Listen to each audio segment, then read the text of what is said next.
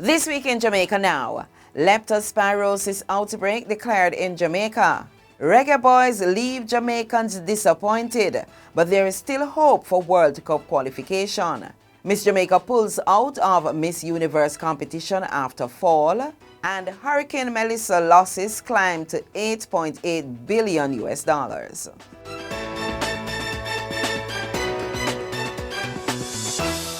I'm Karen Madden, and this is Jamaica Now.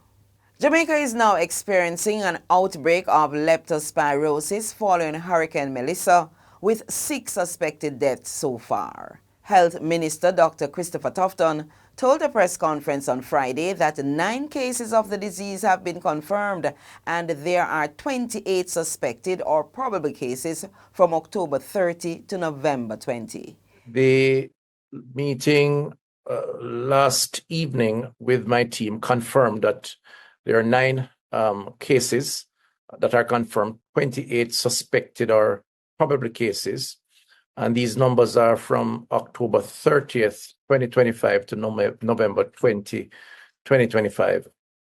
The numbers reflect significantly more cases than the 2 to 21 cases observed in the preceding 34 months. There have been 6 deaths from among the suspected cases. There are no deaths from among the confirmed or probable cases at this time. 8 parishes have confirmed and or suspected cases. St. Anne, St. Mary, St. James, Hanover, Westmoreland, St. Elizabeth, St. Catherine, and Trelawney, with additional reported cases under investigation. Leptospirosis is typically transmitted through exposure to urine or bodily fluids from infected animals. The Jamaica Football Federation, JFF, has appointed Rudolph Speed as interim head coach of the Reggae Boyz following the departure of Steve McLaren, who resigned with immediate effect on Tuesday after Jamaica missed out on automatic qualification for the 2026 FIFA World Cup. The appointment runs from December 15, 2025 through to March 31, 2026.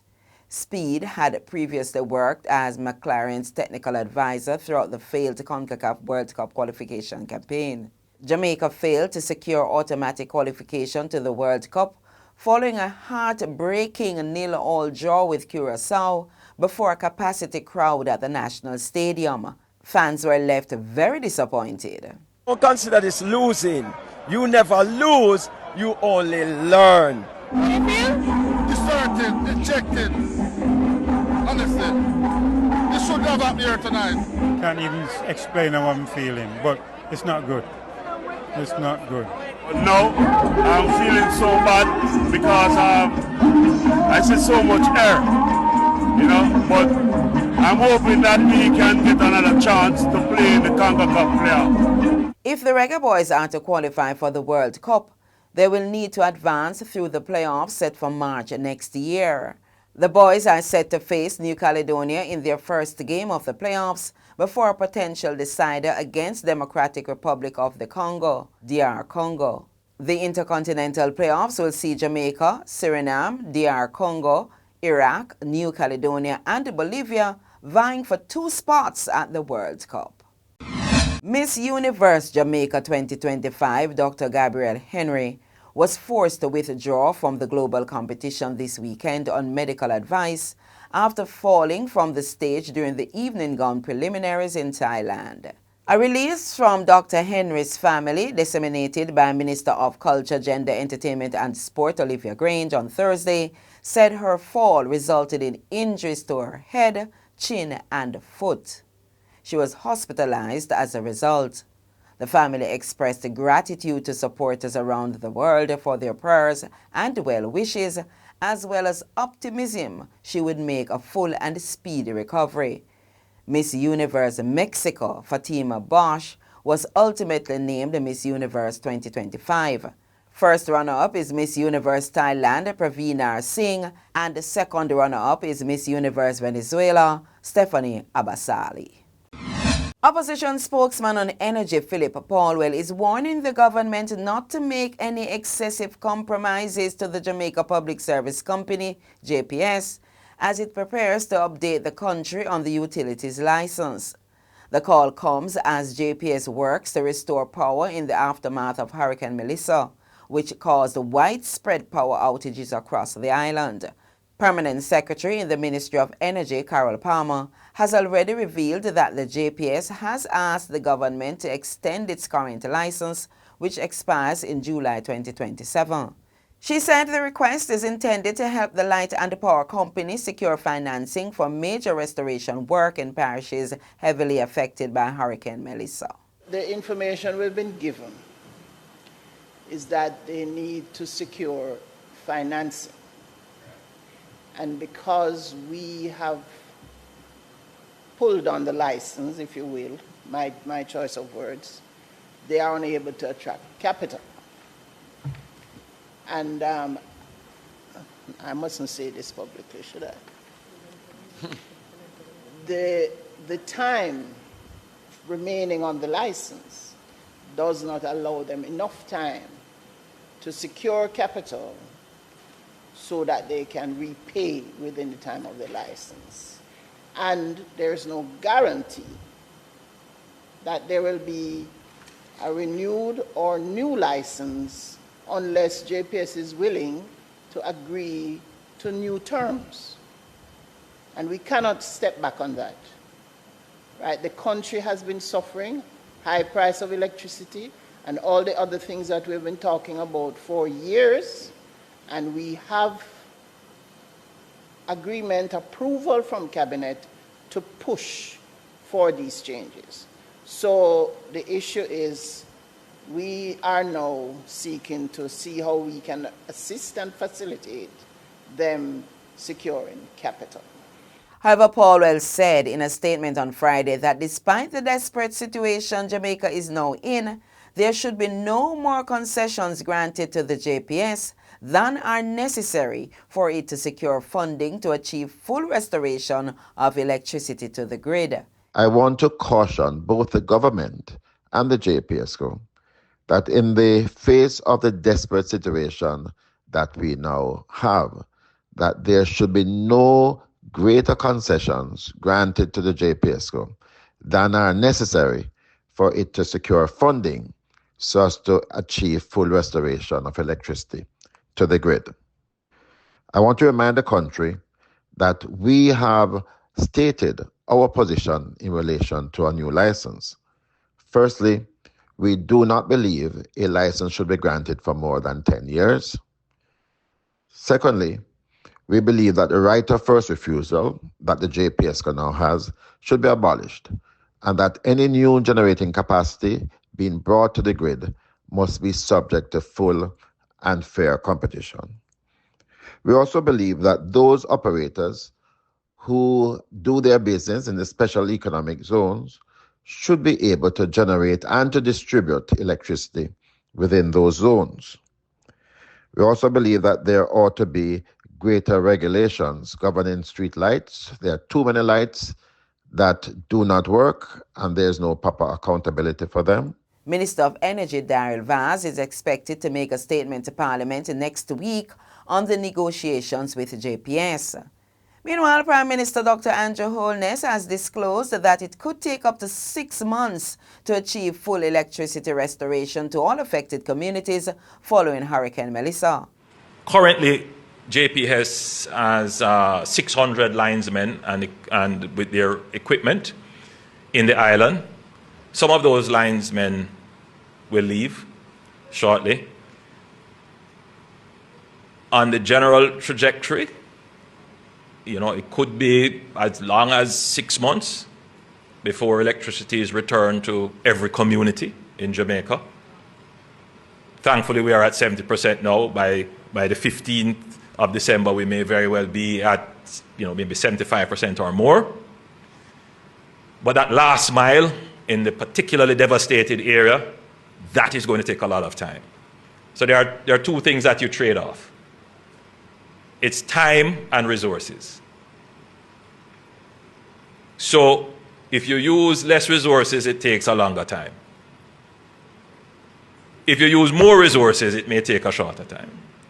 So we are working with JPS to bring in more resources so that it takes a shorter time.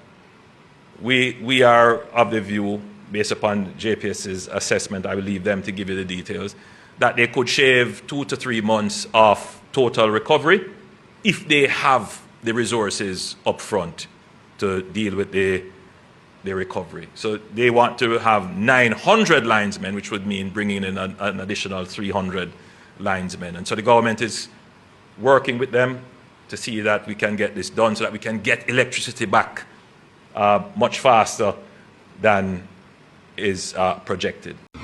The government is to purchase thousands of container homes as it seeks to rapidly rebuild the housing stock destroyed by Hurricane Melissa.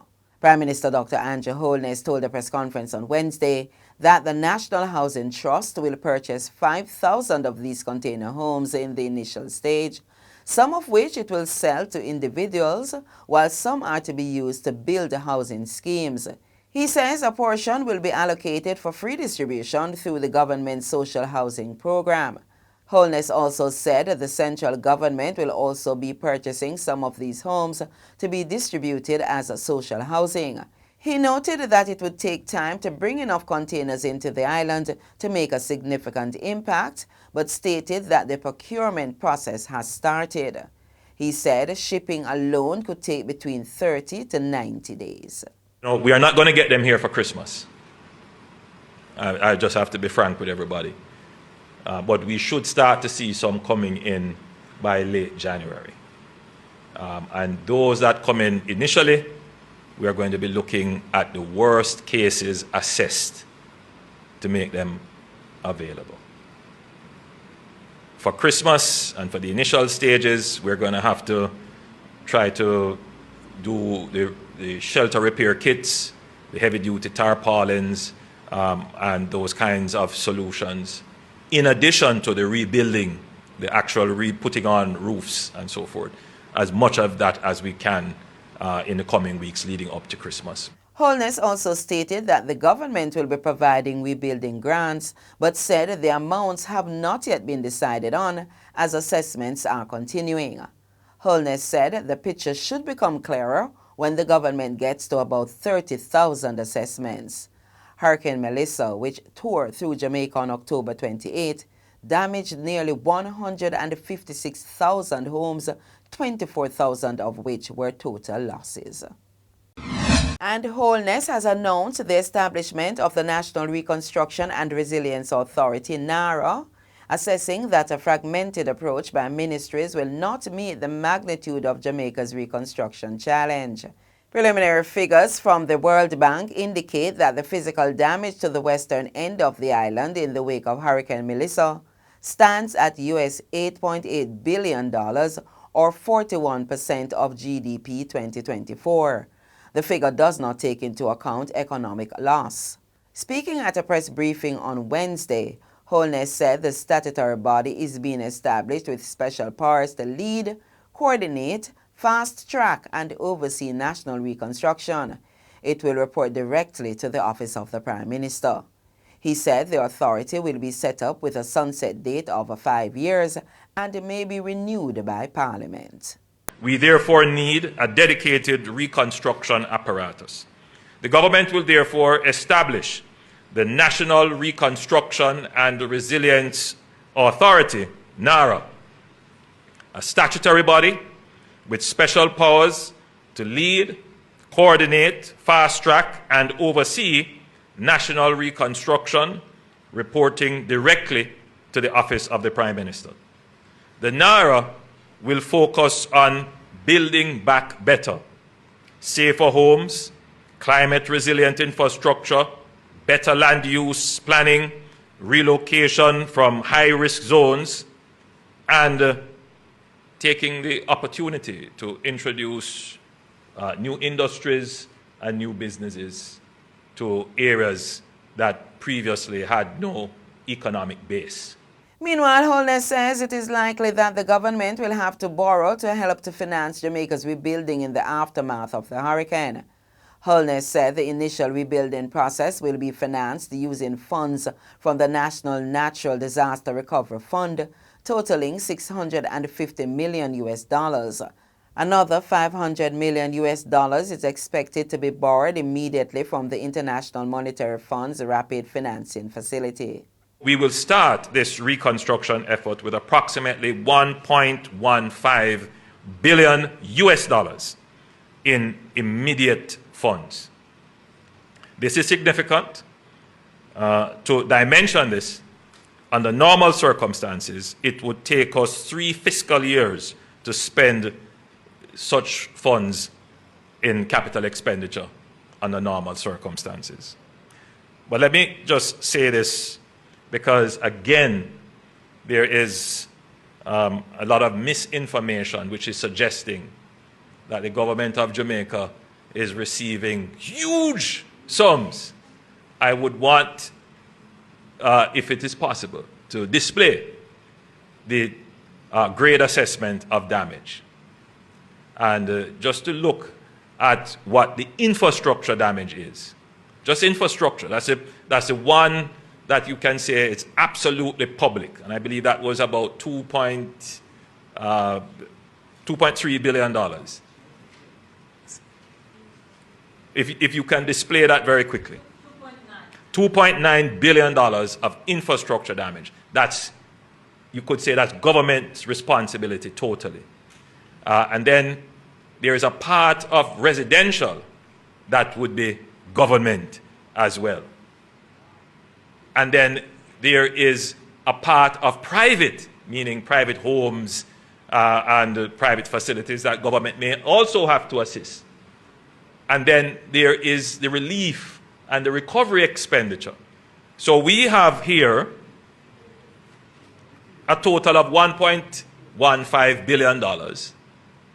A part of it is the insurance and the contingencies that we have, and a part of it is immediately accessible debt that we could start. But just from the assessment here, which is not the final assessment, you know, there is $8.8 billion of damage for which the government would more likely be responsible for at least half. So there is still a gap that will have to be funded, and that will have to be funded by additional borrowing. So those who are of the view that the government can engage in a spending spree, thank God they are not the government. The government has to be frugal, it has to be careful, it has to watch now more than ever. 3 more people were added to the list of police fatal shootings since the start of the year, after they were shot and killed in an alleged confrontation with cops on the Mandela Highway in St. Catherine on Wednesday. They are 21-year-old Davian McLean of Corfield Gardens, Kingston 20, Salim Fitzgerald, otherwise called Smeagol, of New Lincoln Road, Kingston 5, and 20-year-old Paul Donaldson of Seaview Avenue, Kingston 13. The Gleaner understands that the police were seeking to apprehend Smeagol, who was wanted in connection with the shooting death of Corporal Christopher Smith on December 6, 2024, at a Texaco gas station in St. Andrew. The Independent Commission of Investigations is probing that shooting, as well as several others which took place this week. On Saturday, a man was fatally shot in Mount Sailor, St. Andrew, and an AK-47 rifle reportedly taken from him. Also on Saturday, 2 men were shot and killed in Golden Springs, St. Andrew, in an area called Duppy Gully. The police say they recovered 2 illegal firearms in that operation. Another man was shot and killed on Saturday night in the Standpipe area of Barbican, St. Andrew. The police say a firearm was also seized then. Over in St. Catherine, a reported chase and alleged shootout led to the death of a resident of Gregor Park on Monday evening. Up to Wednesday, 272 civilians had been killed by the police since the start of the year.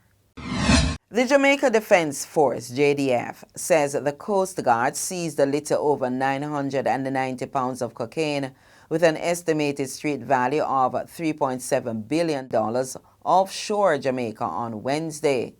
It says the 1st District Jamaica Defense Force Coast Guard was conducting routine patrols south of Jamaica when it pursued and intercepted a vessel believed to be transporting illicit narcotics.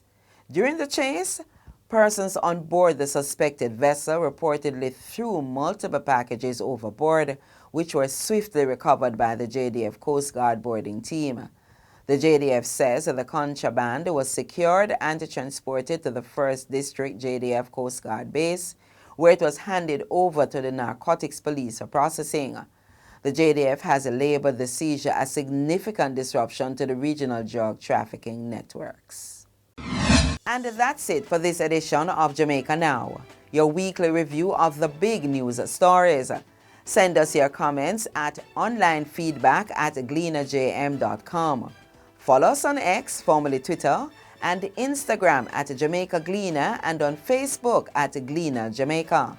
Like this video on our YouTube page, turn on your notification, and subscribe today.